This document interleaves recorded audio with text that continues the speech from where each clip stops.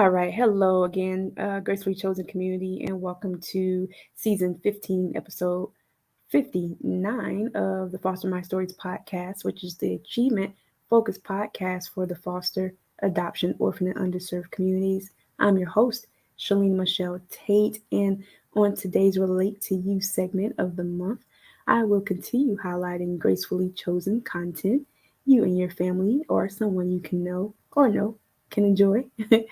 um, and so I understand that being associated with the mentioned communities does not always present a positive narrative, right?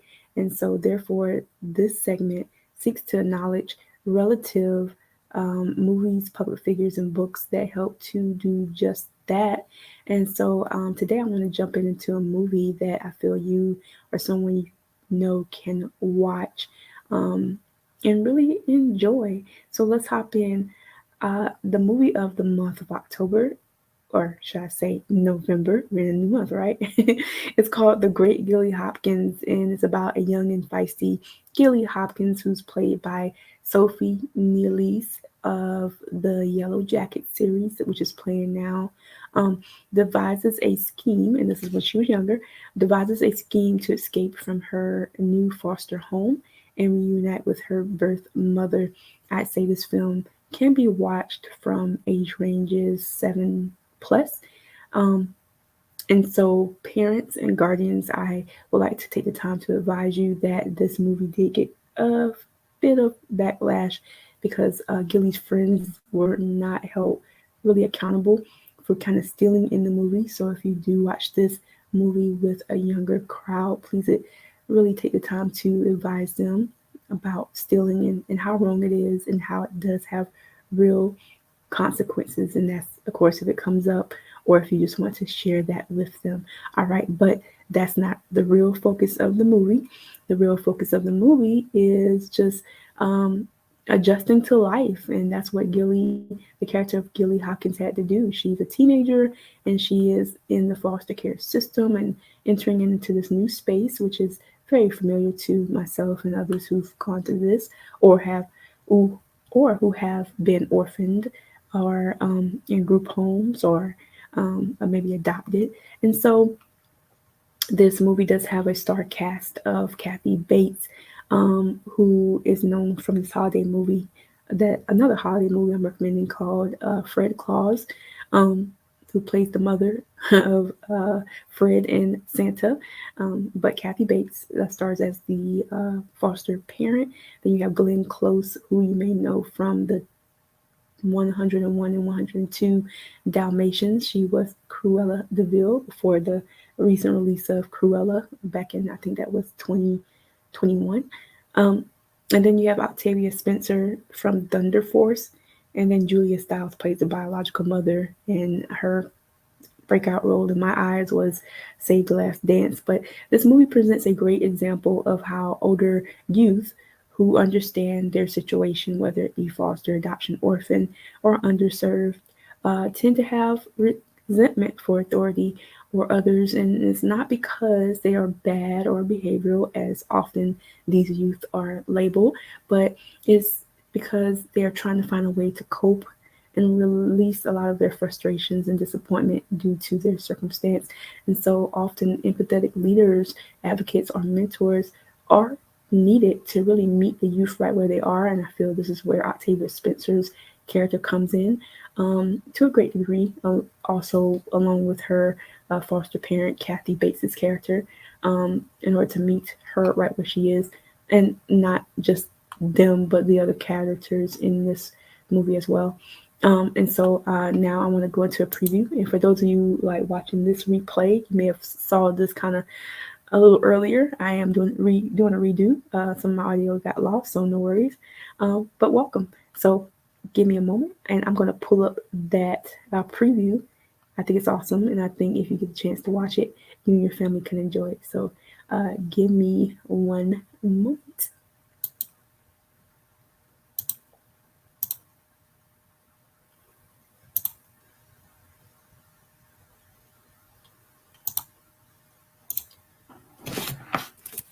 Thank you for your patience.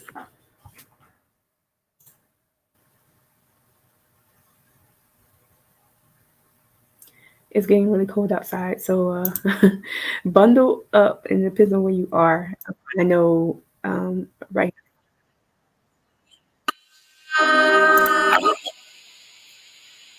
that's just pretty up.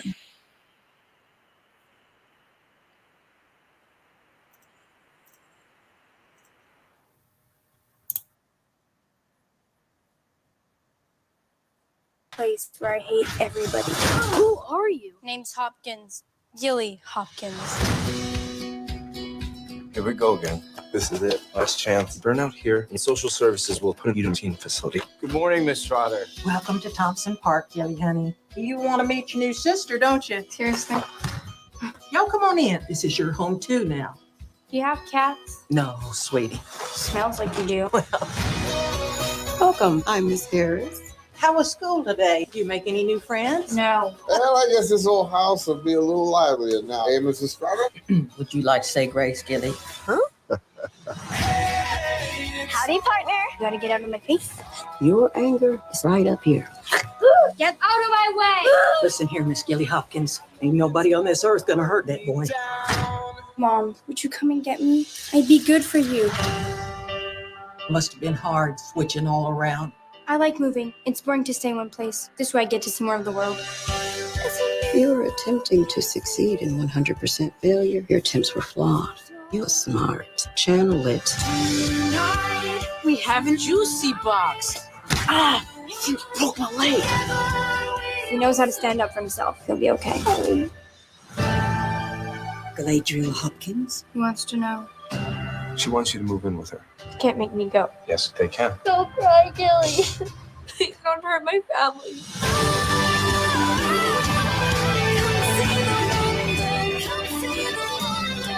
Small sentences. You're a part of me. And me a part of you. Nobody can ever take that away from us.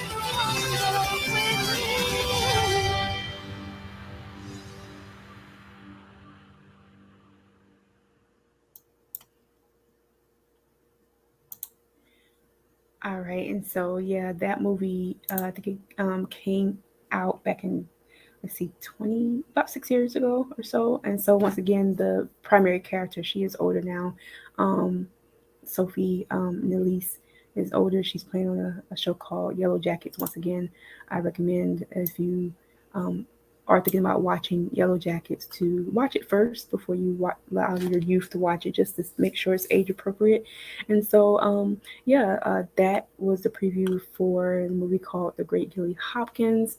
Once again, the basis of the movie is just to kind of meet the youth, which is Gilly Hopkins right where she is.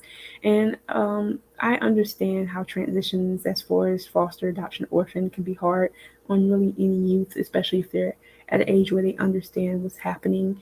And especially if they have siblings and they get, separated and moved around, it could be a lot. Not only trying to adjust to a new environment, but just not really feeling like you belong. And so that's what Gilly is going through in this movie. And like I said earlier, a lot of times it does take really empathetic advocates, mentors, and leaders like Octavia Spencer's character to kind of meet her right where she is. Also, really good foster parents to meet the youth right where they are. So if you are thinking about fostering or adopting, or dealing with the youth from orphan or underserved community, try to really empathize and kind of get in their shoes, to kind of meet them right where they are. And just remember that it's not really easy, making all those transitions and especially understanding why they are there. Once again, that movie of the month of November is The Great Gilly Hopkins, which stars Sophie Nilise as the main character. Next up, the really the public leader or public figure of the month of November, and he also doubles in as an author whose books have become holiday classics and novels that has been passed down throughout different families. And once again, if you're just tuning in, you may have seen this bit I'm doing right now a little earlier. I'm redoing it, so my audio got lost. No worries. That's why I'm presenting it again. And so Charles Dickens is the public figure of the month, and I want to tell you how he connects to Gilly Hopkins. But first, Charles Dickens is known for writing Oliver Twist and The Tales of Two Cities, but yet he is most notably known for creating A Christmas Carol.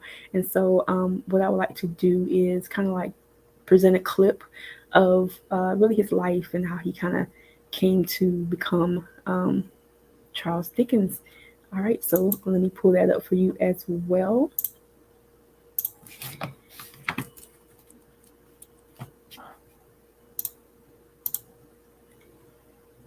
All right, let's see, can we get a shorter version? I did, yeah, let's,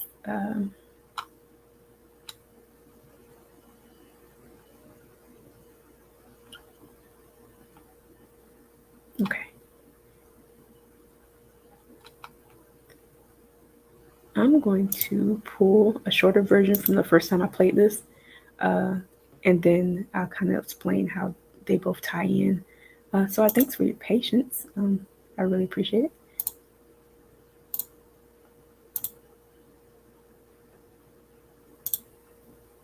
All right, let's dive into Charles Dickens. 60 seconds, I'm going to show you how I use my own software platform, Groove.cm, to run my 8-figure company, doing all my brand websites, my funnels, my email marketing, my video marketing, my online.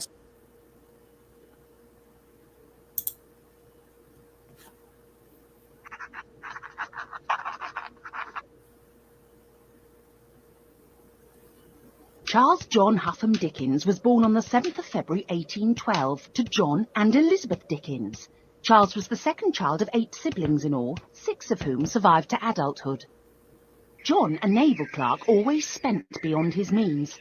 One day he pointed out a house to Charles, remarking that he could live in such a house if he worked hard.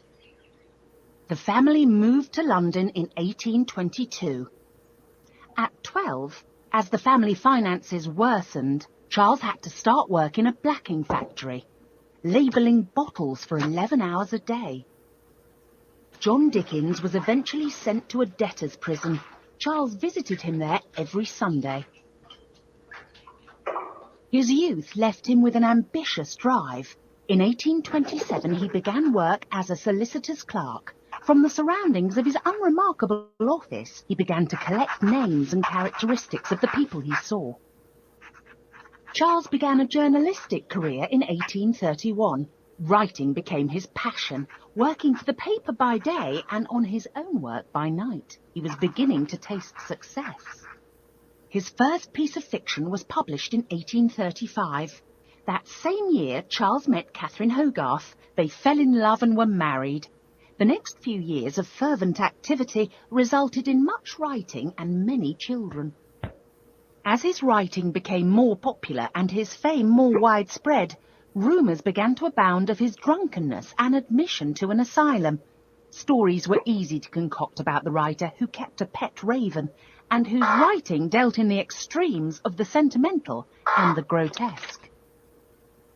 In 1842, Charles and Catherine set sail for America. On landing in Boston, they were mobbed by crowds. Dickens' interest lay in visiting the unusual, which inspired his writing. He took his whole family on his next big trip to Italy in the summer of 1844. Upon his return, Dickens began to look for new diversions. He helped to start and edit a radical newspaper, founded a refuge for homeless women, and performed his works at public readings.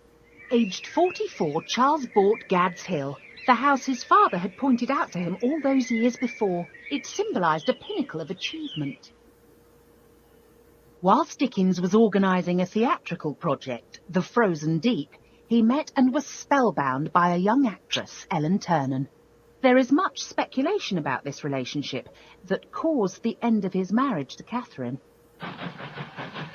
One fateful night in 1865, whilst Charles and Ellen were returning from Paris, their train crashed outside Staplehurst. Dickens administered brandy and water to the injured and dying. Only at the last minute did he remember to retrieve the final part of Our Mutual Friend from the wrecked carriage. The incident left Charles very shaken. For a while he maintained his busy itinerary, then his health began to fail. At home on Wednesday the 9th of June 1870, at the age of 58, Charles suffered a stroke and died. He's buried in Westminster Abbey.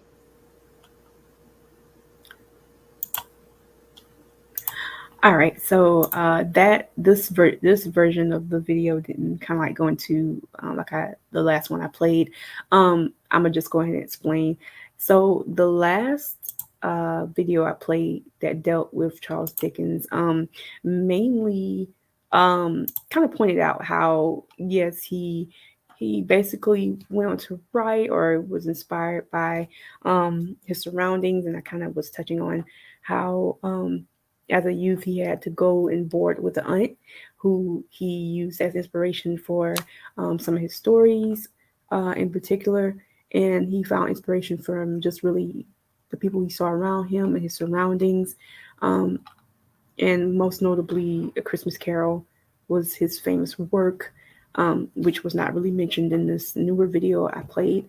No worries. So let me find the name of that play, or that book, should I say. I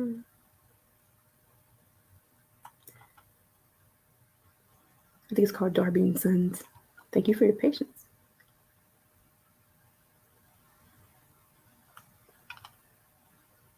Yeah, so basically Charles got inspiration from people, his surroundings. His aunt was one of his inspirations for one of his stories. He wrote A Tale of Two Cities, also Oliver Twist, David Copperfield, and then he went into his book, I think it's called Darby and Sons, where his aunt is kind of like one of the characters that he kind of goes into like a aunt who took him in. Mrs. Pimshin, who inspired his book, Dunby and Sons, or Darby and Sons. All right, so thanks for your patience on that. I was trying to find the name of the character or whatnot. And once again, really the connection between the great Gilly Hopkins and Charles Dickens is that they both had to adjust to life progression due to their transitional situation. With Gilly Hopkins, she had to adjust to life as an older teen who, basically knowing her situation and knowing really how she felt. She was in foster care. She had to adjust to a foster home, a new environment, and just really wanting her mother, who had basically went on to become a starlet or live her life, and just really having that void there of not really having support. And then with Charles Dickens, his father, ran on hard times financially, which ended him up into prison. And so in order for Charles to really progress, he was really made to go stay with an aunt. And while he was with the aunt, he basically found inspiration in writing, and that's how you have a lot of the writings that he came up with, which is not mentioned in that newer clip that I showed you. But both of them, and also with Gilly Hopkins, that was a foster care transitional situation, and then with Charles Dickens, that also was a form of foster care called kinship care, because he went and stayed with an aunt, boarded with an aunt. So today it's called kinship care, but if you speak to anybody you may know, a relative or maybe somebody who's older and wiser, they may say to you, "Oh yeah, I've stayed with my aunt, or I stayed with my grandmother." And so today we call it kinship care. And so that's how they really connect. They both had to kind of really endure transitional care situations, but the outcomes allowed them to progress as better people, if that makes sense. All right. And so let me just do a recap. Thank you for your patience also in watching those clips. And I know the second one wasn't the first one. No worries. But the main thing is that what we can really learn from a Christmas Carol is that it's a timeless tale about really treating others right despite disability or social class. It also allows us each to place into perspective what is really important in life. And so that's why I try to take more time to appreciate others all year round and not just during the holidays. And I encourage you to also do that as well. And then once again, with the great Gilly Hopkins, if you really enjoyed that or would like to enjoy that movie, you can watch on a subscription of Showtime, Paramount Plus, or Spectrum, or you can rent The Great Gilly Hopkins from Prime Video, Vudu, Redbox, Apple TV, or any of your streaming platforms that carry The Great Gilly Hopkins. Both of these individuals are dynamic in their own ways and are being recommended to you to enjoy. And so let's just recap. And, I kind of went through that quick, right? So The Great Gilly Hopkins is your movie of the month for November. And she basically is a teen who kind of is having a hard time adjusting, in her new environment. She's aware of her situation and she's entering foster care. She has to adjust to a foster home, foster parent played by Kathy Bates. But then she meets her really a mentor advocate in Octavia Spencer's character, and then her grandmother played by Glenn Close, kind of comes back into the picture, and she has to kind of deal with the reality of that. And I know how that feels for a lot of youth in these situations. And then she also has to deal with the fact that her mother wanted to kind of go and live her life, but she's wanting to really reconnect with her mother.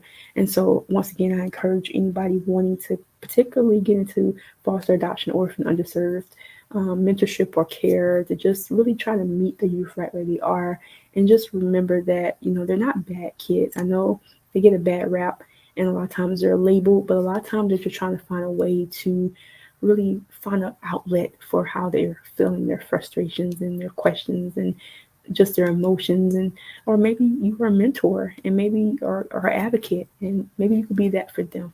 All right, and then so Charles Dickens, although his works are lasting and he's passed on, the real story behind A Christmas Carol, Oliver Twist, and many of his writings is really, we're going to focus on the positive, not from how he ended, but really his works throughout his life kind of played on just finding an outlet. Writing became his outlet, and a lot of his writings did, bring value to families to come. And Oliver Twist, David Copperfield, and A Christmas Carol. And once again, all of those are just really about meeting people right where they are, appreciating others for their differences, no matter their social standards or disability, just really appreciating them right where they are.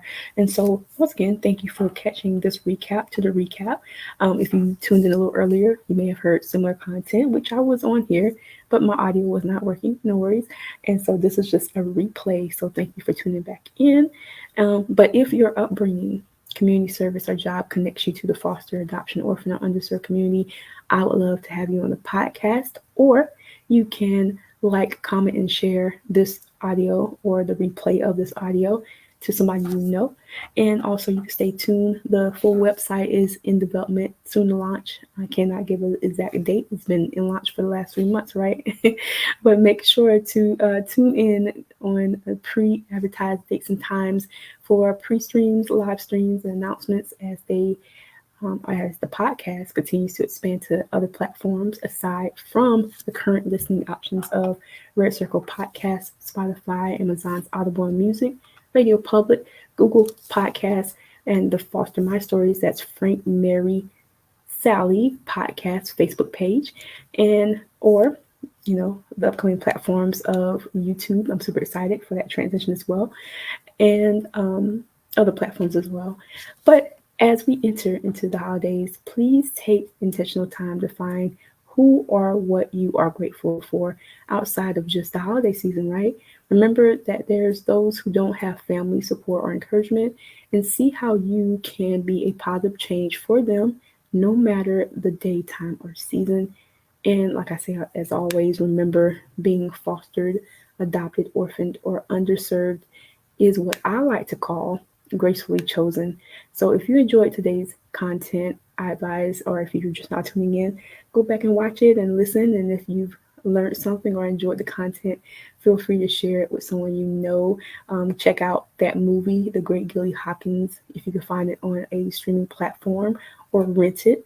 It will be a great addition to a collection.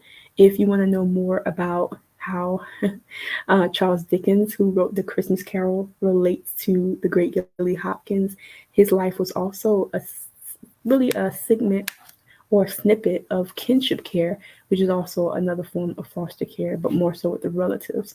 And so both of these individuals are your Relate to You segment of the month of November. Can't believe we're almost done. So thank you for tuning in. And once again, you take care. Enjoy your holidays. I will be on here again next week as I am preparing for another interview. I'm super excited. I'll be sharing that with you soon.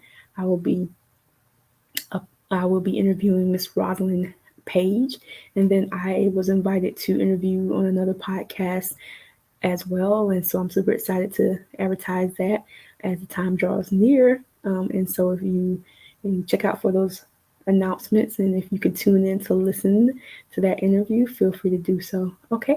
Well, you take care. Have a dynamic rest of your evening, and happy holidays.